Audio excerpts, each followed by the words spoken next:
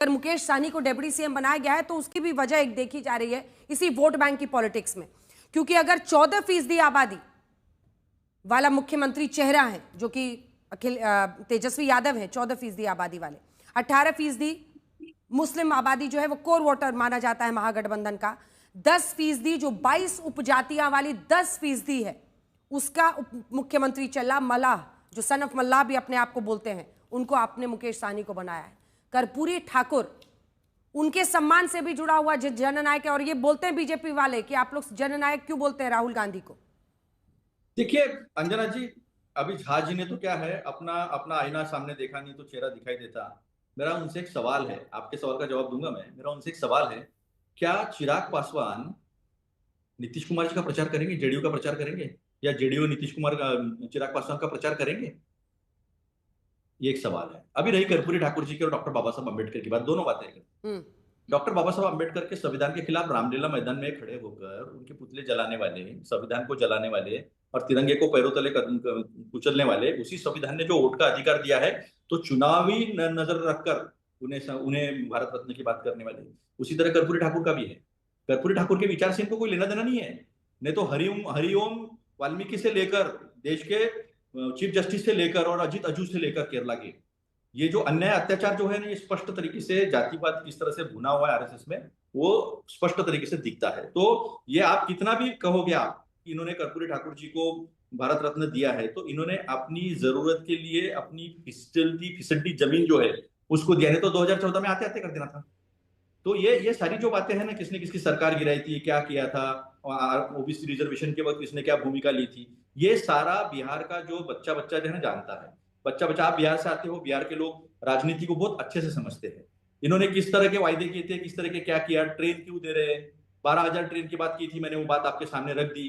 20 साल के इसमें सिर्फ 2,700 ही फैक्ट्री आई है, और कहते हैं कि हमारे पास जमीन नहीं है इसलिए हम ला नहीं सकते, इंडस्ट्रीज हम ला नहीं सकते। ये तो खुद जो कबूलीनामा जो है वो उन्होंने खुद दिया है। 20 साल के सत्ता में पलायन हुआ है, 70,000 करोड़ का जो घपला हुआ है, जो कैग ने खुद निकाला है, उसकी चर्चा होती नहीं है।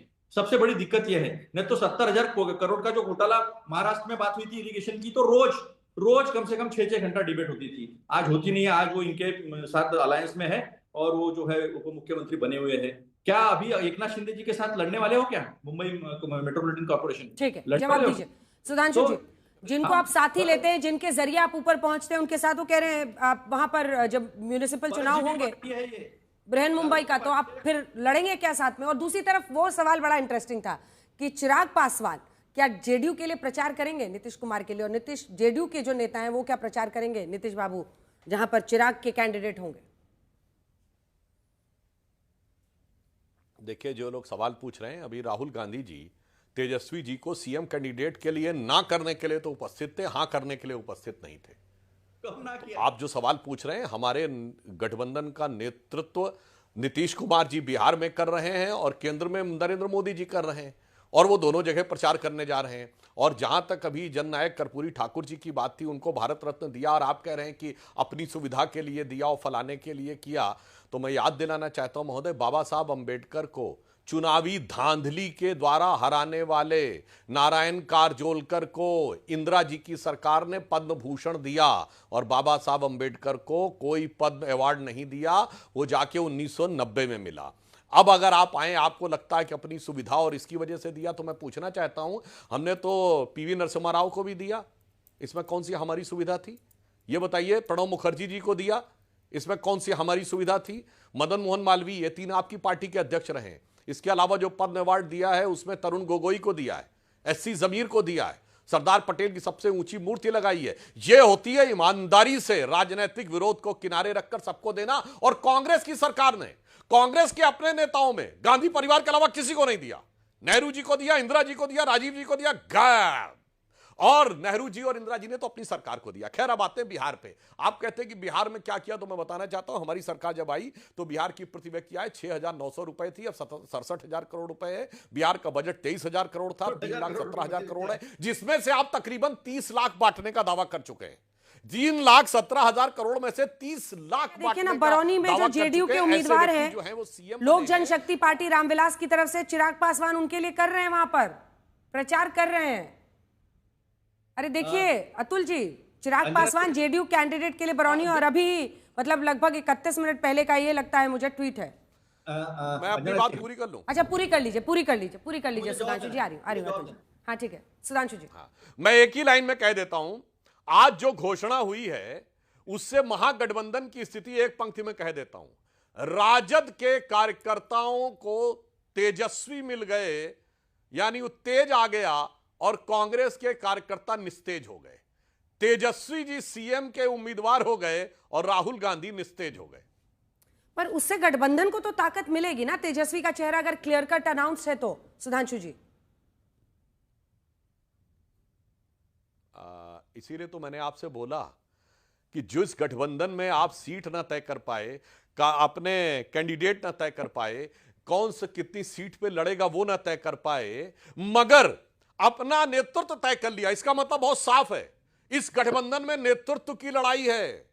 सामंजस्य के लिए कोई स्थान नहीं है, और सेवा और सरकार के लिए कोई विचार नहीं है, कोई योजना नहीं है। झगड़ा इस बात का है कि जो भी टुकड़ा होगा उस टुकड़े पे कौन रहेगा, कौन नेतृत्व करेगा, उसकी लड़ाई है। ठीक है, और बात रिप्रेजेंटेशन की भी, आप उनकी बात का भी अतुल जी जवाब दीजिएगा। इसके बाद आ रही हूं मेहता जी, क्योंकि बिहार में अगर मुसलमान महागठबंधन को वोट देगा तो पद पाएगा, इस पर भी चर्चा बहुत हो रही है। और ये बात बार बार ओवैसी साहब बहुत उठा रहे हैं सीमांचल में, और सीमांचल में पिछली बार 5 सीटें उन्होंने जीती थी और नुकसान हुआ था आप लोगों को, उसको स्वीकारे ना स्वीकारे 4 सांसद उनमें से चले गए थे आरजेडी में। क्योंकि बिहार में जो कुल आबादी है, यादव आबादी 14% है, ये देखिए, और वहां पे जब आप देखते हैं यादव मुस्लिम आबादी तो 18% है। ये 32% के साथ माना जाता है कि पहले महागठबंधन स्टार्ट करता था। आरजेडी से टिकट कितना मिला है? यादव टिकट 53, मुस्लिम कितने? 18। 2020 में महागठबंधन को वोट सीएसडीएस बताता है कि 83% यादवों ने दिया था, 76% मुस्लिम मतदाताओं ने दिया था, कुछ ओवैसी साहब ले गए थे। अब्दुल बारी सिद्दीकी को खाली स्टेज पर बिठा देने से मुस्लिम वोट बटेगा, मिल जाएगा या बट सकता है, ये भी आपको देखना होगा। नहीं, हम जनता के लिए लड़ रहे हैं, हम पॉलिसीज लेकर आ रहे हैं।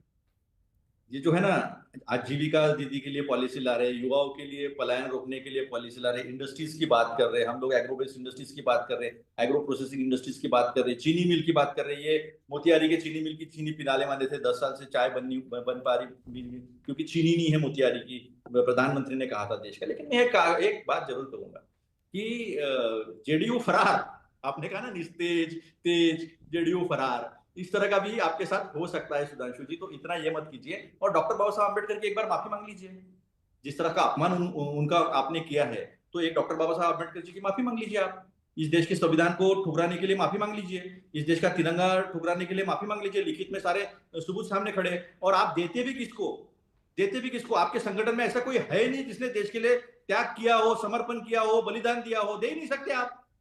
तो इसलिए आपको हमारे ही नेताओं को देना पड़ेगा, हमारे ही नेताओं की मूर्तियां बनानी पड़ेगी और उनको ही सम्मानित करना पड़ेगा, क्योंकि उनका त्याग है, बलिदान है। और फिर से एक बार कह दूं मैं, राजेंद्र प्रसाद जी ने बिना कैबिनेट के कोई भी ऑर्डर नहीं लेते हुए अपने डिस्क्रिशनरी पावर में जब वर्ल्ड टूर करके आए थे, तब राजेंद्र प्रसाद जी ने खुद जो है वो भारत रत्न दिया था। ये सारी चीजें सामने खड़ी है एकदम।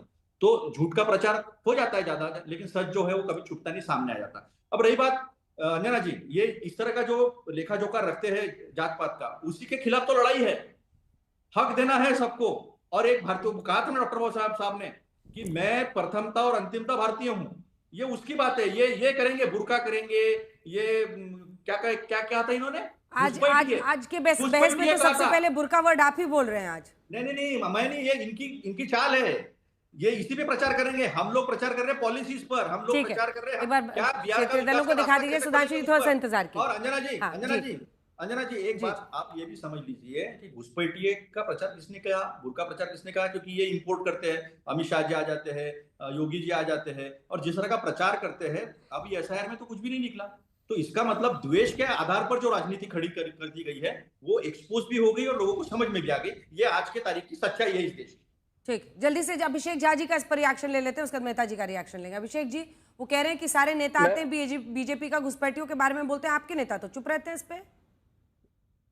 हम इसको राजनीति का मुद्दा नहीं मानते हैं, देशव्यापी समस्या है और वर्षों से चली आ रही समस्या है। सरकारें कई बार बदली हैं और हमें लगता है कि सबकी कलेक्टिव रिस्पॉन्सिबिलिटी है कांग्रेस पार्टी की एक नीति रही है कि मीठा मीठा गप गप और कड़वा कड़वा छू छू। तो ये नीति इनको मुबारक है। हालांकि अब बिहार के परिप्रेक्ष्य में अगर देखा जाए तो बुनियादी मुद्दा विकास है, जिस पर जनता हमको चुनती रही है। गजब के महागठबंधन को गजब की बधाई है कि ये लोग महागठबंधन नहीं बल्कि एक बड़े ठगबंधन के रूप में उभरे हैं, कि एक दूसरे की तारीफ भी करेंगे और एक दूसरे की शिकायत भी करेंगे। हमें लगता है चुनाव के बाद एक शेर है, एक लाइन है जो इन पर बहुत सूट करेगी कि तेरे वादों पर कहां तक मेरा दिल फरेब खाए, तेरे वादे पर कहां तक मेरा दिल फरेब खाए, कोई ऐसा कर बहाना कि मेरी आस टूट जाए। तो इनकी आस बहुत जल्दी टूटने वाली है। नीतीश हमने जी की पिछली बार पार्टी भी जब नारा इस तरह दिया की था। शायरी करती है ना अभिषेक झा जी, मजा ही आ जाता है एकदम। राजनीति समझने का मजा ही आ जाता है। आप पर तो नीतीश जी ने आप पर तो सब भरोसा करते हैं, आपका फरेब किसी को नहीं दिखता है। मतलब कमाल है आपकी पार्टी में, कुछ तो अमृत है। नीतीश सबके हैं, कुछ तो अमृत नीतीश सबके हैं, सबके हैं। ठीक है नीतीश बोले, सबके हैं। ठीक है बोले झा हम जी। जब कहते हैं कि नीतीश सबके हैं जो तो नीतीश नाम लोग सबके बिहार हैं। के पॉलिटिक्स में देखे, झा जी को शायर बनते देखे, नीतीश जी सबके हैं। सुबोध मेहता जी अब अपनी बात कहिए, लेकिन ऑनर्स मतलब ये जो भी पॉलिटिक्स को समझता है जानता है वो आज आपसे पूछेगा ही कि साहनी को लेकर इतना जो प्रेम आपका जागा है, मुकेश साहनी को, कांग्रेस का आपने ये हाल बना दिया, क्यों किया ऐसा? क्या सोच? अरे भाई पिछली बार जीत कर आए थे ना, इतनी सीट जीत कर आए थे वो। देखिए, सबसे पहली तो ये है कि अभिषेक झा जी अभी जो बोल रहे थे कि देश व्यापक समस्या है पर जेडीयू कुछ नहीं बोलेगा, ये आश्चर्य की बात है।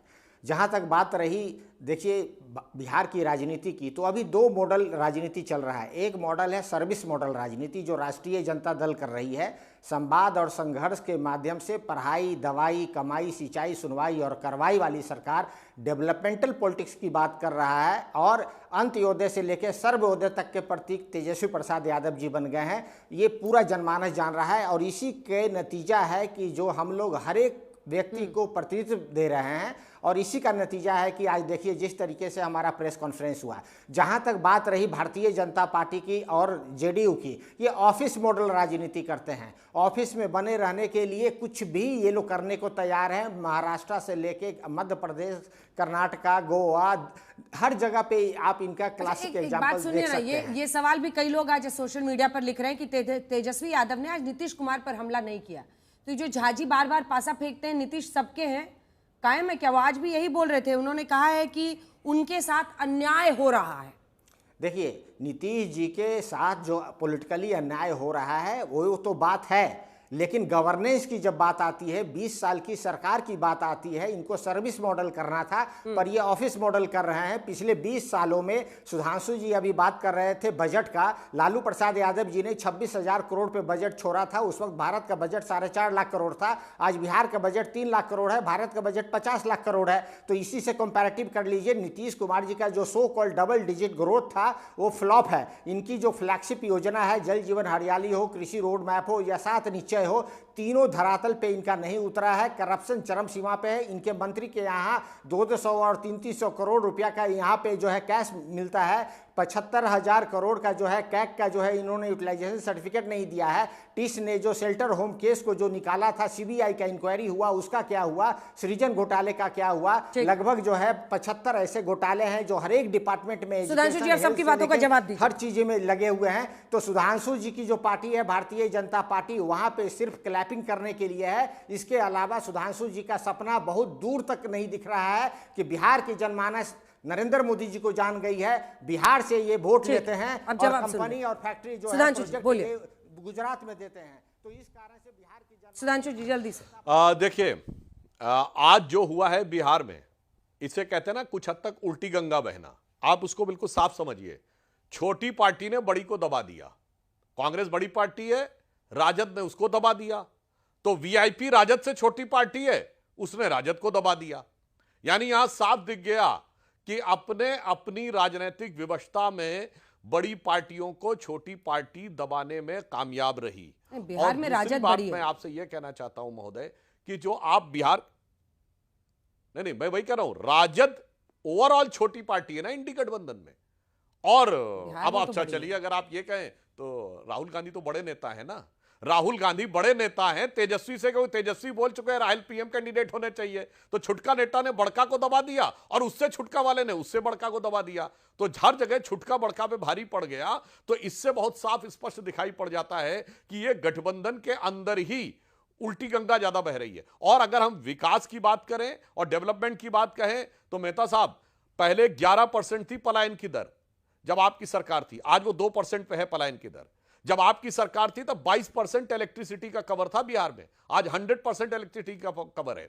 आपके जमाने में 3 से 6 घंटा औसतन बिजली आती थी। लोगों को वो दिन याद होंगे जब 10 रुपए देने पड़ते थे मोबाइल को चार्ज कराने के लिए। जिन दुकानदारों के यहाँ इन्वर्टर होता वो होता था जनरेटर, तो 10 रुपए लेते थे नोकिया का मोबाइल चार्ज कराने में, जो 2 दिन तक चलता था उस जमाने में चार्ज। वहां से आज का जमाना आया। इसलिए मैं कह रहा हूं ये अमृत काल का चुनाव है और अमृत काल के चुनाव में अब विष का दोबारा कोई स्थान नहीं। और एक लाइन में मैं कह दूं, घुसपैठियों की जब बात आती है, अभी अतुल पाटिल जी ने बोला, तो अंजना जी मुझे याद आता है कि घुसपैठियों को लेकर तो अब इनके नेता जो बयान देते हैं और जिस प्रकार के बयान देते हैं, तो हमें लगता प्राचीन काल में जो हिंदू राजा होते थे जब वो आते थे तो एक उद्घोष होता था, कहा जाता था गो ब्राह्मण पालक, धर्म ध्वजा संरक्षक।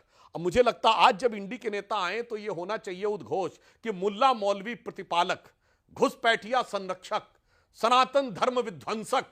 इंडी गठबंधन के फला फला साहेबजादे जलवा अफरोज हो रहे हैं तो ज्यादा अच्छा रहेगा, क्योंकि घुसपैठियों को लेकर आपके दिल में क्या है ये पूरे देश को पता है कि उनके साथ ऐसा दिली और जज्बाती रिश्ता है।